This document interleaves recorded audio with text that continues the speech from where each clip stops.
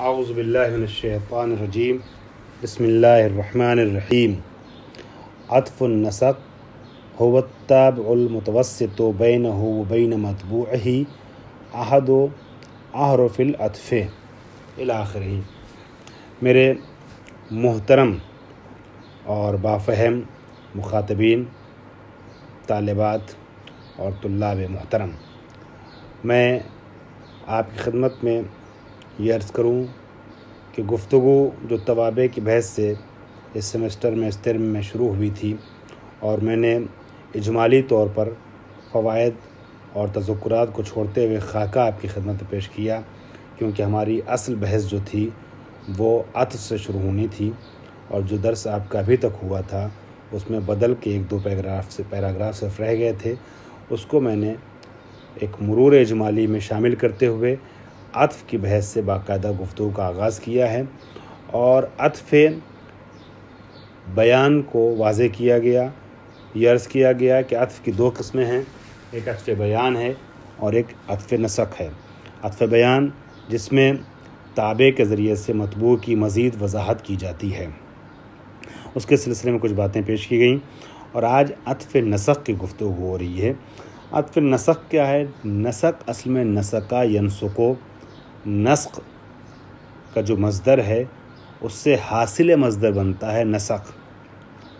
ابھی مثال سے میں واضح کروں گا کہ نسق ہم کیوں بول رہے ہیں اور نسق کیوں نہیں کہتے۔ بہرحال جو لفظ ہے وہ عطف نسق ہے۔ نسق کہتے ہیں رابطے کو، ارتباط کو، کنیکشن کو، اتصال کرنے کو، اور یہ نسق حاصل مصدر ہے۔ جب رابطہ وجود میں آ چکا ہوتا ہے تو اس کے بعد اس کے لیے جو لفظ استعمال کرتے ہیں وہ نسق ہے۔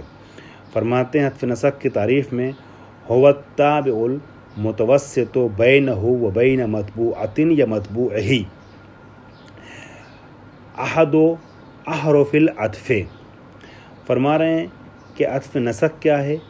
وہ تابع ہے کہ جس تابع اور اس کے مطبوع کے درمیان ایک حرف عطف قرار پائے۔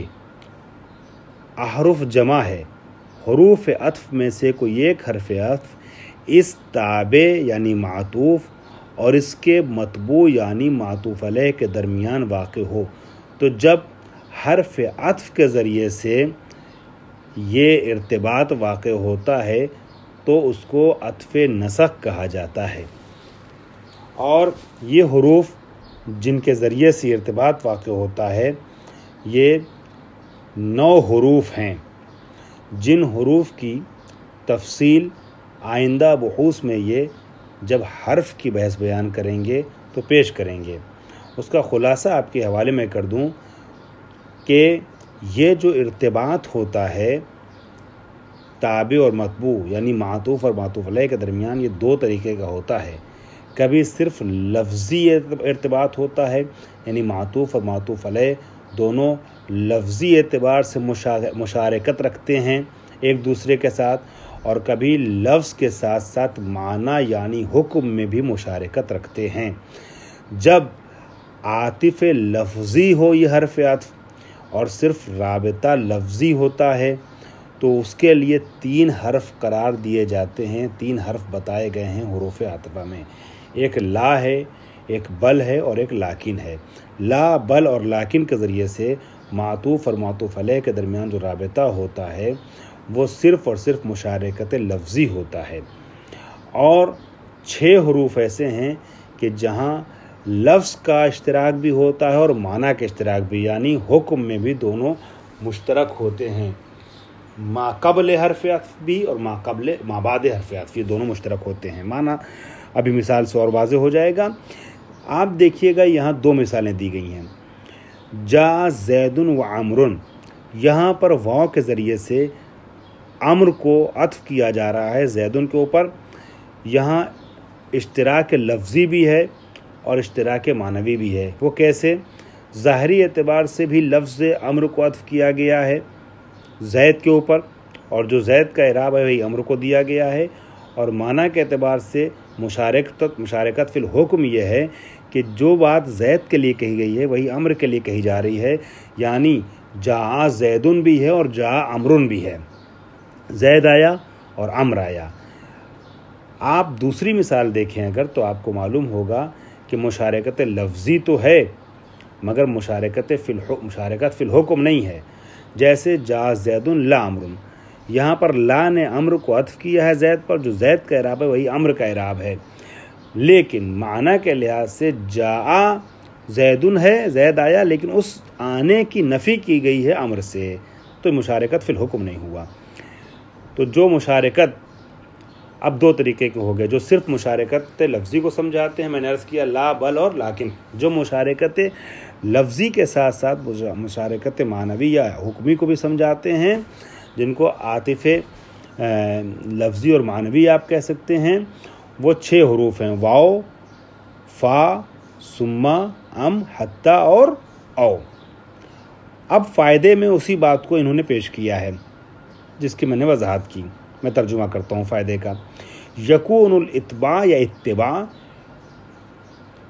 فی مشارکت الثانی للاول اما فی اللفظ والمعنی جميعا، دوسرا والا پہلے والے کا شریک ہوگا، مشارکت رکھتا ہوگا معطوف علیہ کے ساتھ، یا لفظی اور معنوی دونوں اعتبار سے، جیسے جا زید و عمر، و اما فی اللفظ فقط، یا صرف لفظ میں، جیسے جا زید لا عمر۔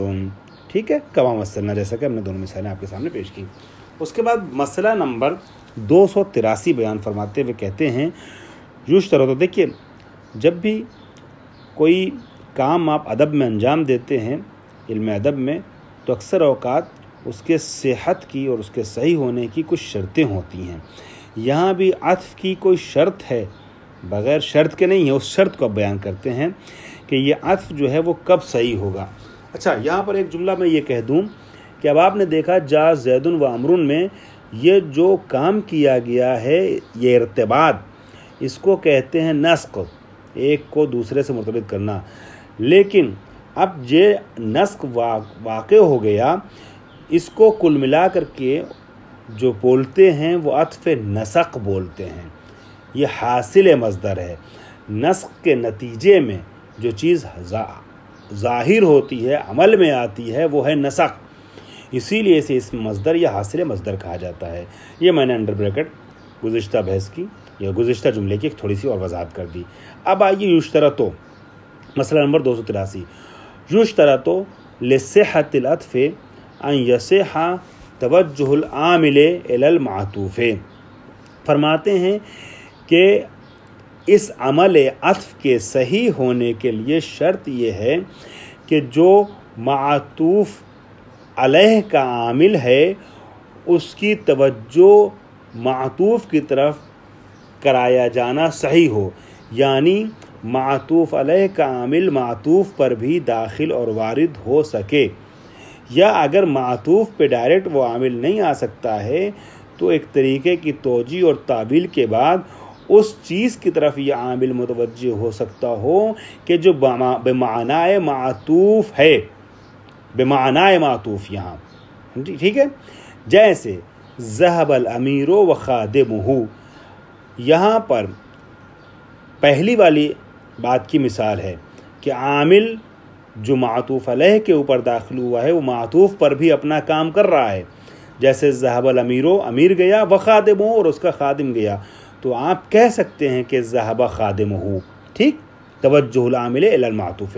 اب دوسری مثال، قام یوسف و انا، یہاں پر قام انا نہیں کہہ سکتے اس شکل میں جیسے ابھی ذکر ہوا ہے، قام یوسف، یوسف معطوف علیہ کا عامل قام جو ہے وہ ڈائریکٹ نہیں لا سکتے انا پر، تو انا کا جو ہم معنی ہے وہ تا ہے، ضمیر متصل ہے، یہ ضمیر منفصل ہے، ضمیر متصل لے آئیے تا، اب یہ قامہ جو ہے اس تا پہ آ سکتا ہے اپنی شکل بدل کر کے، اور آپ کہہ سکتے ہیں قمتو، قامہ یوسف و قمتو، چونکہ ایسا کہنا صحیح ہے لہٰذا قامہ یوسف و انا بھی کہنا صحیح ہے۔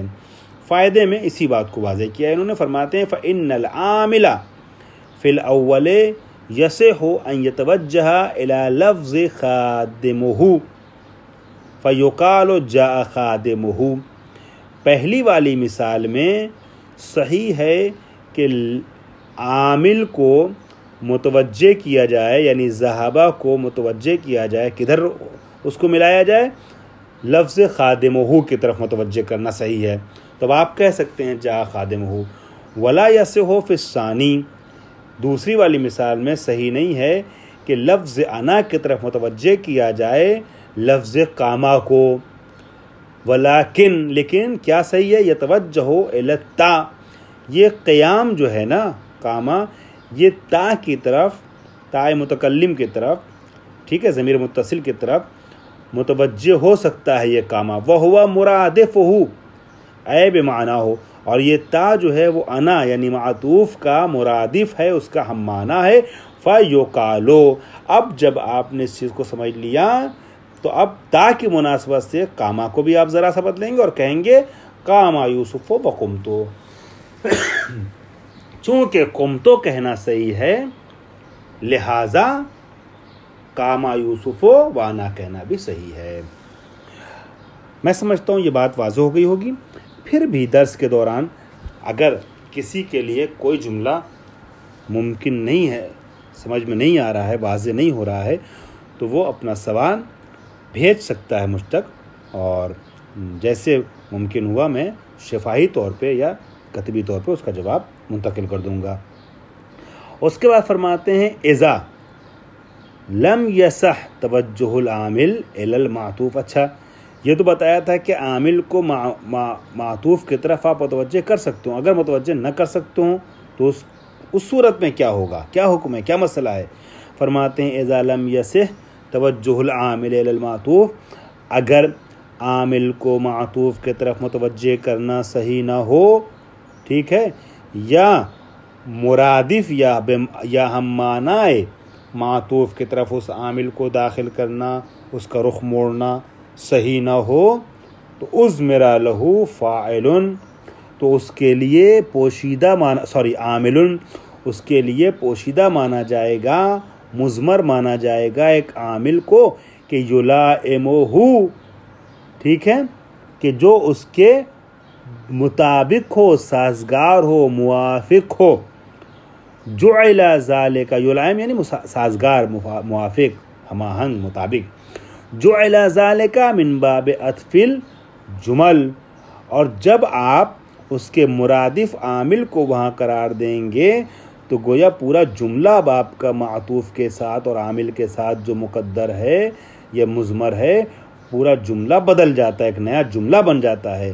تو اب گویا یہ اسباب عطف جملہ بر جملہ ہو جائے گا، چونکہ دو جملے بن رہے ہیں۔ مثلا اقوم انا و زیدن اگر ہے، ٹھیک ہے، تو اب اس اقوموں کو آپ زید پہ نہیں لا سکتے ہیں۔ اقوم انا کے لیے ٹھیک ہے، اقوم و زیدن نہیں کہہ سکتے، تو اب زیدن چونکہ غائب کا صیغہ ہے، غائب کا لفظ ہے، اس کے لیے غائب کا صیغہ لانا پڑے گا، تو آپ کہیں گے یقوم زیدن، ٹھیک ہے۔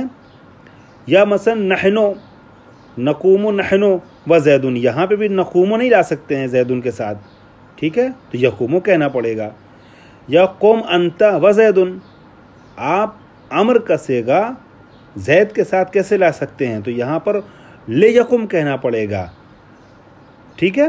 تو چونکہ یہاں پر عامل کا ڈائریکٹ متوجہ کرنا معطوف کی طرف صحیح نہیں ہے، تو کچھ مقدر ماننا پڑے گا۔ وہ تقدیر کیسی ہوگی؟ وہ تقدیر اور تقدیر کیا ایسے ہے، اقوم انا و یقوم زیدن، ٹھیک ہے، قوم انت ولیقم زیدن، ٹھیک ہے۔